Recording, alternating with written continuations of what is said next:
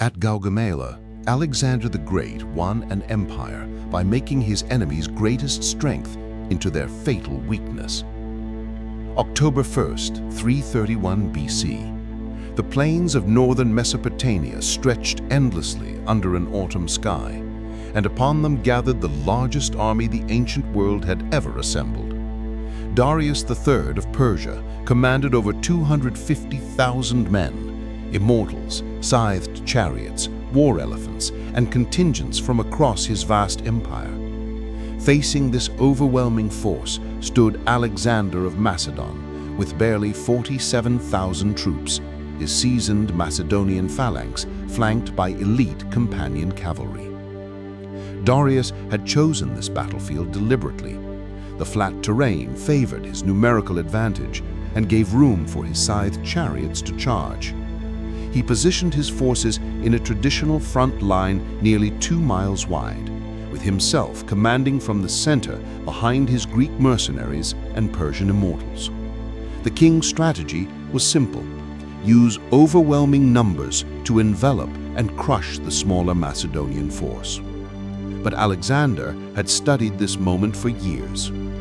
As dawn broke, he deployed his army not in the expected parallel formation, but at an angle. His right wing advanced while his left held back, creating a diagonal line that appeared to expose his forces to flanking attacks. Persian commanders watched with satisfaction as the Macedonian formation seemed to walk directly into their trap.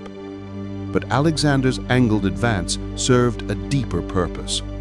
As his right wing moved forward and slightly right, the Persian line instinctively matched the movement to maintain contact. Darius, commanding from his war chariot in the center, ordered his vast front to stretch and adjust, maintaining the unbroken wall that was supposed to be his greatest asset. The critical moment came when Alexander suddenly wheeled his companion cavalry inward, driving toward what appeared to be solid Persian lines. But the angled advance had done its work. The Persian center, stretched thin to match Alexander's apparent retreat, had unconsciously created a gap. Darius's own success in maintaining formation had pulled his troops beyond their optimal density. Alexander struck through this gap like lightning through a crack in armor. His companion cavalry drove directly toward Darius himself, while the Macedonian phalanx followed in perfect coordination. The Persian king, seeing 1,800 elite horsemen charging directly at his position, made the fatal decision that Alexander had counted on. He fled. Within minutes, word of the king's retreat spread through the Persian ranks. The massive army that had seemed so formidable began to collapse from its center outward. Alexander's smaller force had not just won a battle, they had shattered the administrative heart of the Persian Empire. The true genius of Gaugamela lay not in superior numbers or equipment, but in Alexander's understanding of a fundamental principle. Large systems become fragile when stretched beyond their natural cohesion. The Persian army's greatest strength, its vast size, became a vulnerability when extended across terrain it couldn't effectively control.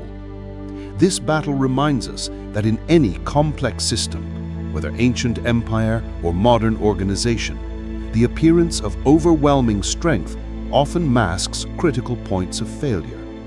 Alexander understood that true power lies not in accumulating resources, but in the precision to identify and exploit the moments when even the mightiest systems reveal their hidden weaknesses. If you found this tactical analysis revealing, like the video and subscribe for more insights into the decisions that shaped history.